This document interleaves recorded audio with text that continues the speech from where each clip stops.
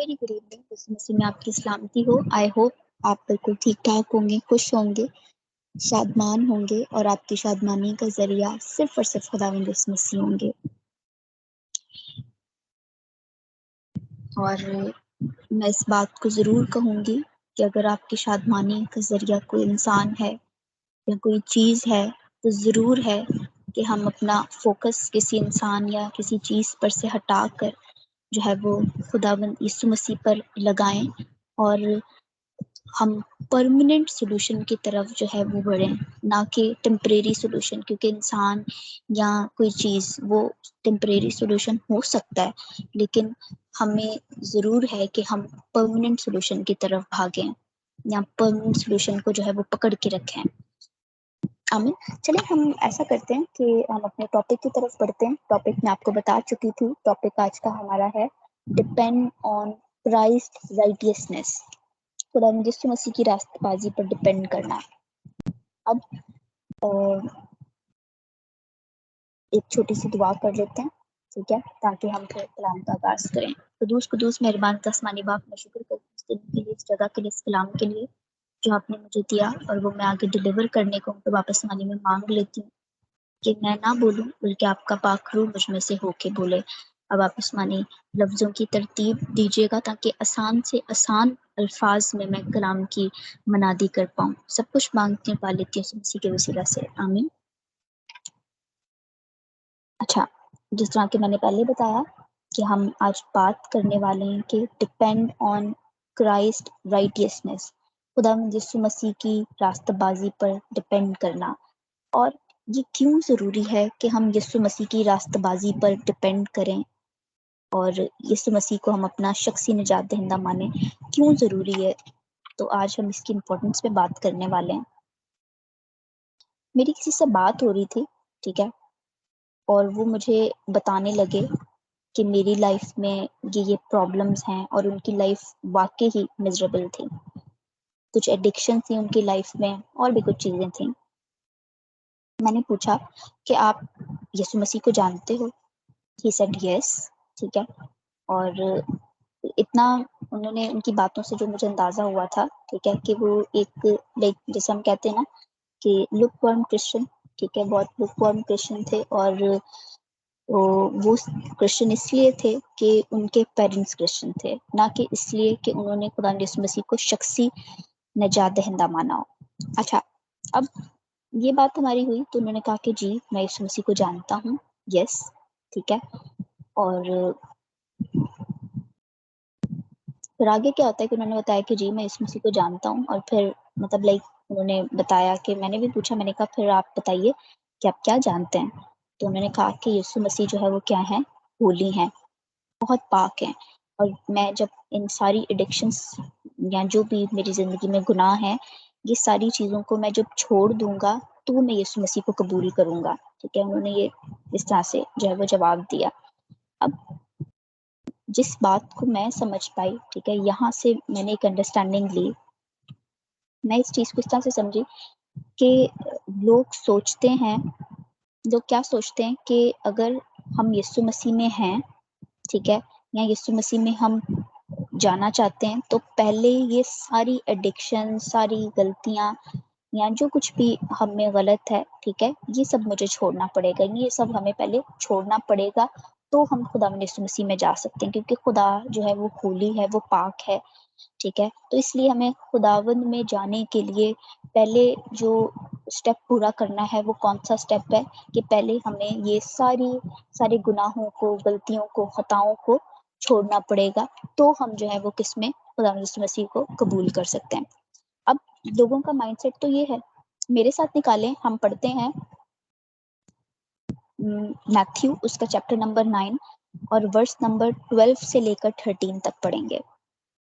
अब हम बात करने वाले हैं कि लोग क्या सोचते हैं, हालांकि एक्चुअल में या ट्रूथ ये नहीं है कि आप जो है वो यीशु मसीह में आने से पहले ये सारी चीजें छोड़ो, ठीक है। अब हम आगे पढ़ेंगे तो जरूर हम सीखेंगे।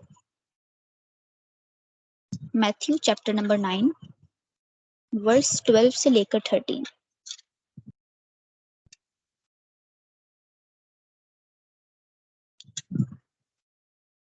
यहाँ पर कुछ यूं लिखा है, चैप्टर नंबर 9 और उसकी वर्स है 12 से 13।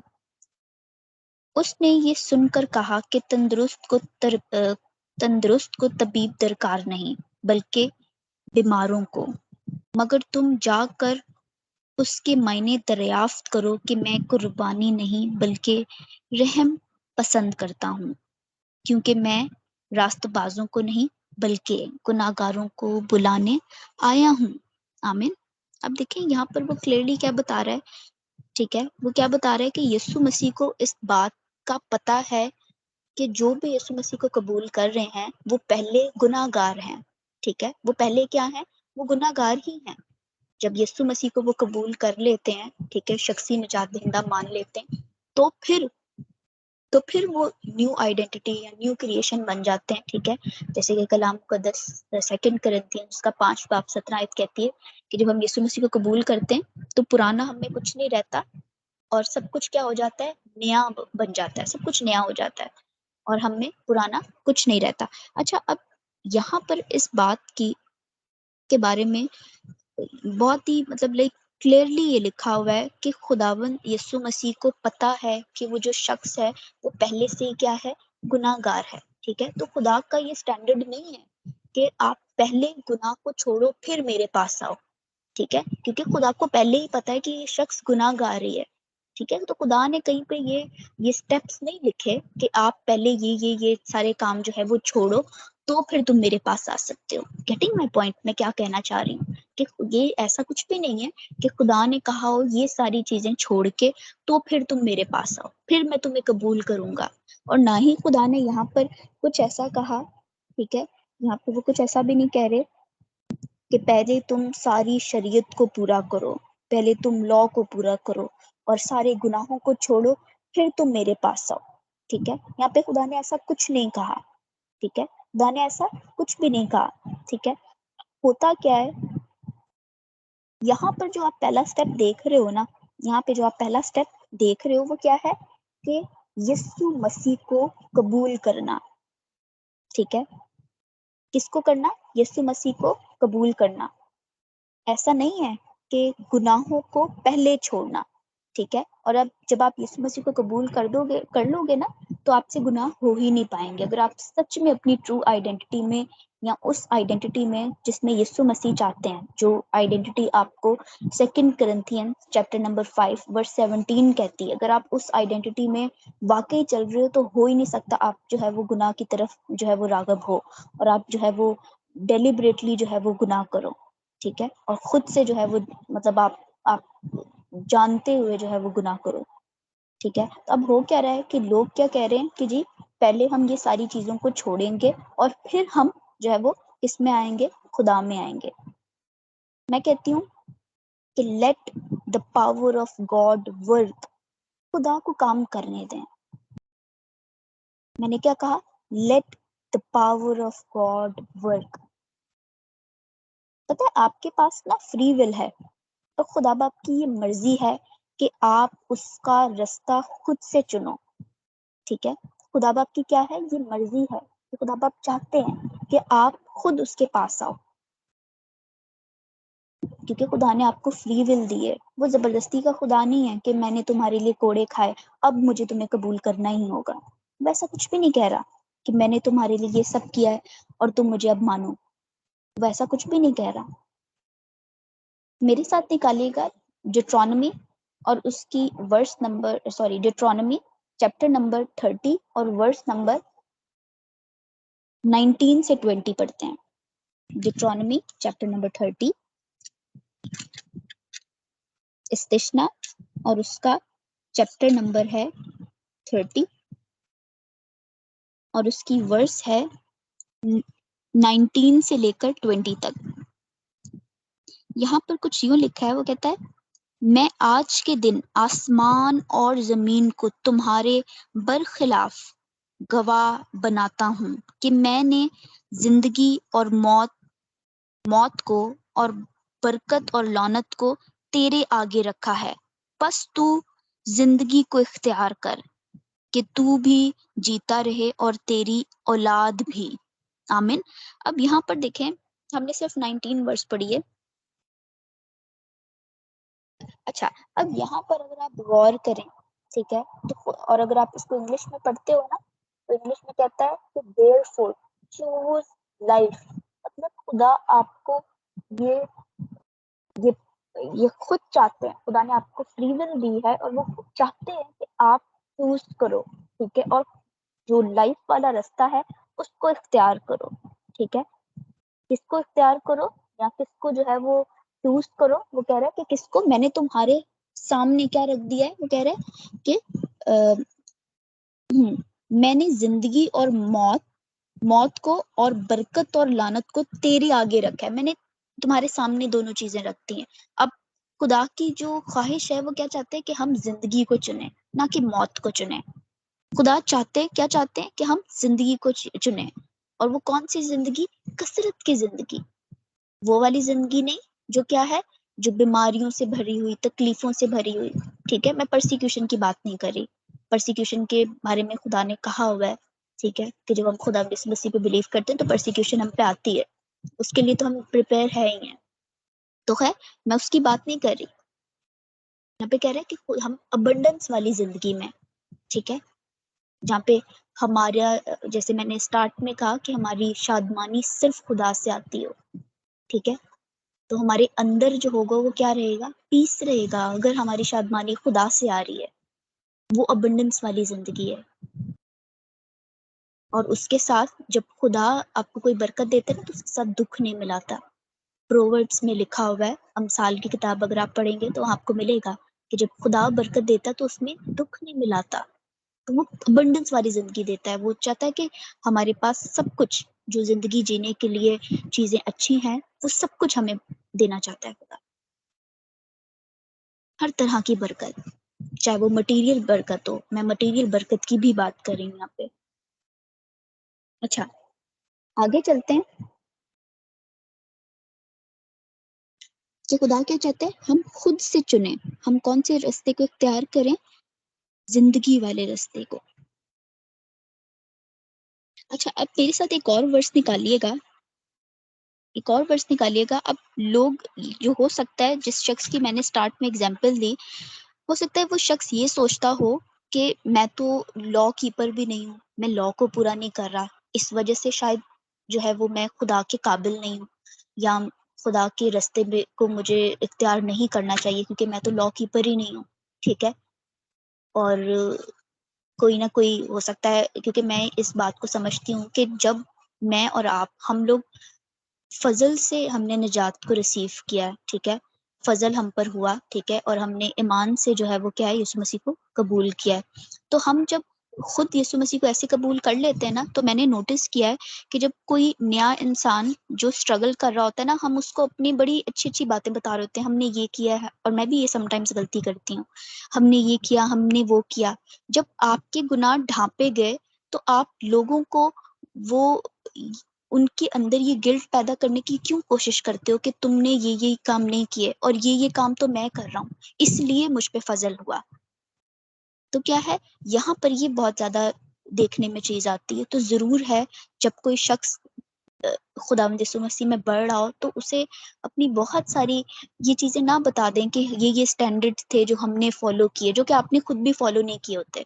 टू बी वेरी ऑनेस्ट, वो आपने खुद भी फॉलो नहीं किए होते, लेकिन आप इसलिए बता रहे होते ताकि लोग आपको बड़ा जाने के, वाह यार, ये वाह, ये कितना अच्छा शख्स है, ये तो बहुत ज्यादा, मतलब लाइक ये कितने अच्छे काम कर रहा है। तो बाइबल मुकद्दस साफ तौर से इस बात को बताती है कि कामों के वसीला से हम पे फजल नहीं हुआ, ये क्या है, खुदा की बख्शिश थी, गिफ्ट ऑफ गॉड था। अच्छा, मेरे साथ चलिए फिलिपियों उसका 3 बाब और उसकी 9 आयत पे।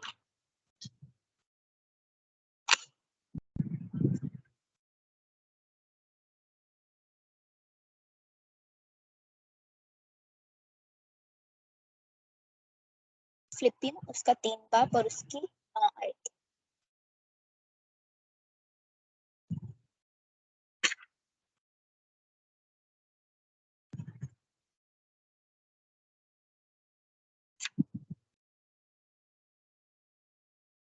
तो मैं शेयर कर देती हूँ chat.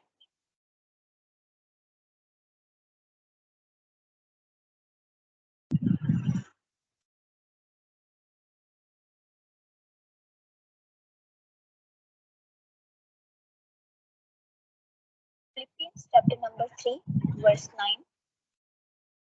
and be found in him, not having mine own righteousness, कह रहे कि अपनी रास्तबाजी से नहीं, which is of the law, but that which is through the faith of Christ, the righteousness which is of God by faith. अब यहाँ पे वो क्या कह रहे हैं, खुदावंद यीशु मसीह से, जो कि क्या है, जब आप ईमान लेके आए, उर्दू में भी पढ़ते हैं, उर्दू में भी पढ़ते हैं, एक मिनट मैं उर्दू में भी निकाल लूं ताकि जो है वो अगर कोई मुश्किल वर्ड लग रहा है तो हम उर्दू में से भी देखते हैं ताकि आसानी से हम समझ पाए।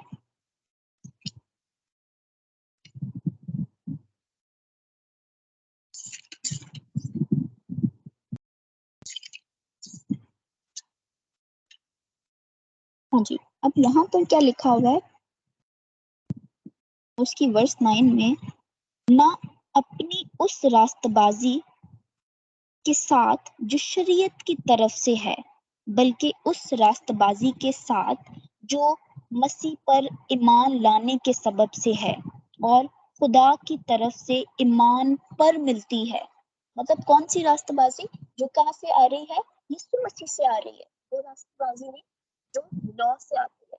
ठीक है, बहुत से लोग हैं, हम ऐसे लोगों को जानते हैं, क्योंकि मैंने आपको पहले कहा कि लोगों को बहुत आदत होती है कि हम ये काम कर रहे हैं, उसकी वजह से हमारा जो है वो स्टैंडर्ड है। ठीक है, बहुत से लोगों को आप जानते हो, अपने भी अराउंड आपने ऐसे लोगों को देखा होगा कि हम बहुत कुछ कर रहे हैं, इस वजह से खुदा जो है वो हमारे साथ है। ठीक है, तो अब होता क्या है, यहाँ पर जो कलाम मुकद्दस बयान कर रहा है कि वो रास्तबाजी नहीं जो लॉ से आ रही है, और ये लैक ऑफ नॉलेज है, नॉलेज की बात है कि लोग समझते हैं कि लॉ वही है जो 10 कमांडमेंट्स हैं। ठीक है, और मैं ऐसे लोगों को जानती हूँ जो बहुत मतलब आसानी से कह देते हैं कि उनको तो भाई 10 कमांडमेंट्स नहीं आती थी।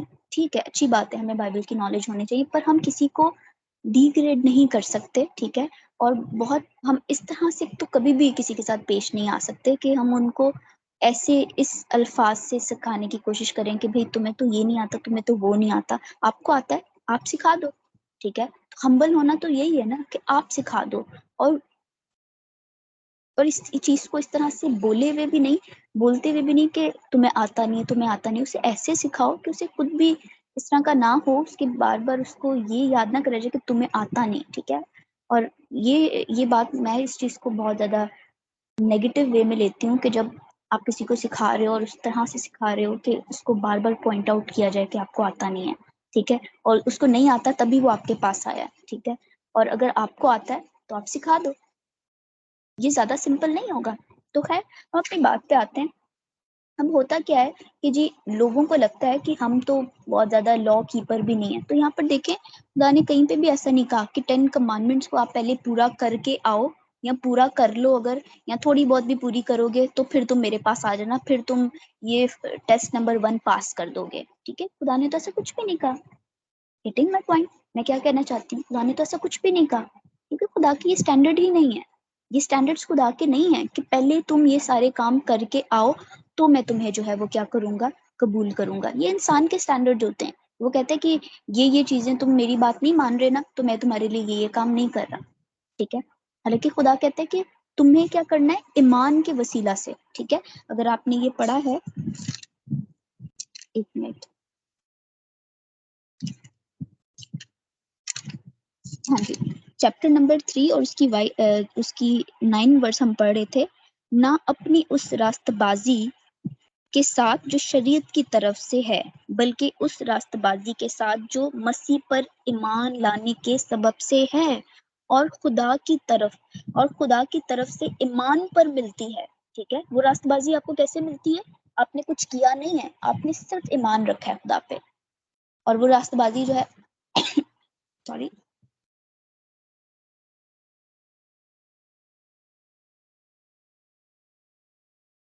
हाँ, कैसे आपको रास्तबाजी मिली, यीशु मसीह पर ईमान लाने के बाइस। अब ऐसा तो नहीं, क्योंकि लोगों को क्या लगता है कि हम 10, और लोगों को देखें ये भी एक बड़ा मैं कहूंगी कि लैक ऑफ नॉलेज की बात है कि लोगों को लगता है कि हम 10 कमांडमेंट्स पूरी कर रहे हैं। ठीक है? और बस उनको लगता है यही लॉ है। हालाँकि लॉ जो है, जो शरीयत है वो कितना, ये मिसकंसेप्शन है, ठीक है? ये एक मिसकंसेप्शन है। 1 मिनट रुकिएगा। हाँ जी, 1 मिनट रुकिएगा।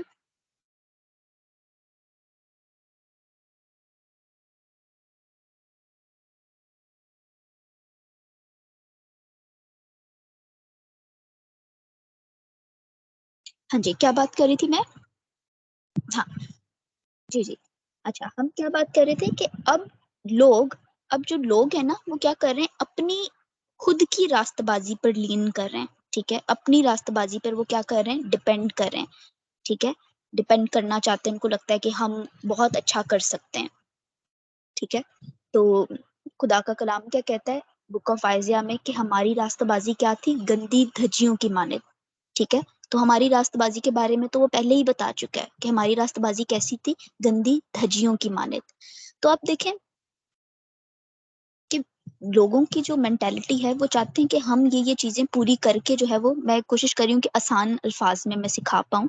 तब लोगों को लगता है कि हम ये चीज़ें जो है वो करके खुदा में आएँ, और मतलब हम पूरा लॉ भी पूरा कर रहे हैं, हम ये सब कुछ कर रहे हैं, क्योंकि वो सोचते हैं कि सिर्फ़ 10 कमांडमेंट्स जो हैं, वो सिर्फ़ वही लॉ है, ठीक है? हालाँकि ऐसा बिल्कुल भी नहीं है। आपको पता है, there are more than 600 laws, मैंने कहा मोर देन 600 लॉज़। और अगर आप चलना चाहते हो ना अपनी रास्तबाज़ी पर, तो मैं कहती हूँ कि पूरे 600 प्लस जो लॉज़ है ना, वो सारे पूरे करो, ठीक है? अगर आप एक भी लॉ पूरा नहीं करते ना, तो आप रास्तबाज़ नहीं कहला सकते। अगर आप चाहते हो ना आपकी जजमेंट लॉ की तरफ से हो, ठीक है? और आप कहते हो, और पता है आपको, जब आप इन चीज़ों को पढ़ते हो ना, तो आपको पता चलता है कि कितनी ज़्यादा ज़रूरत थी यीशु मसीह के आने की। क्योंकि आप लॉ को पूरा नहीं कर सकते। 600 प्लस लॉज़ को आप कैसे पूरा कर सकते हो, ठीक है? तो अब क्या है कि अपनी आपको यीशु मसीह की ज़रूरत है।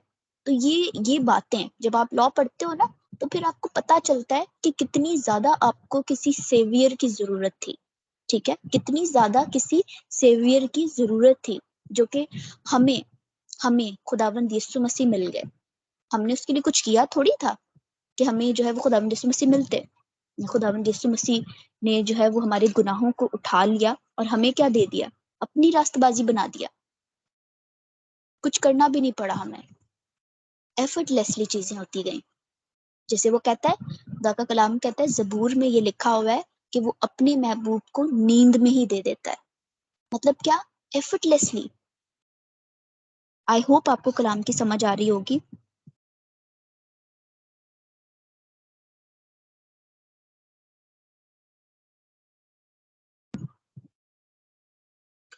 तो अब से मैं चाहती हूँ कि हम इस बात को समझें कि हमें किसकी रास्तबाज़ी पर डिपेंड करना है।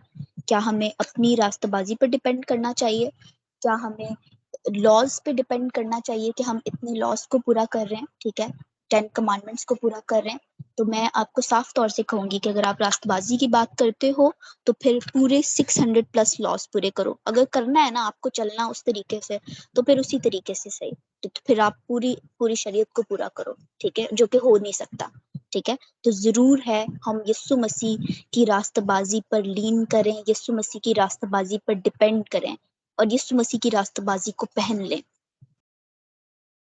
क्योंकि यीशु मसीह के अलावा कोई अदर वे है ही नहीं। यीशु मसीह के अलावा कोई और रास्ता नहीं है, ठीक है? यीशु मसीह ने कहा ना कि आई एम द वे,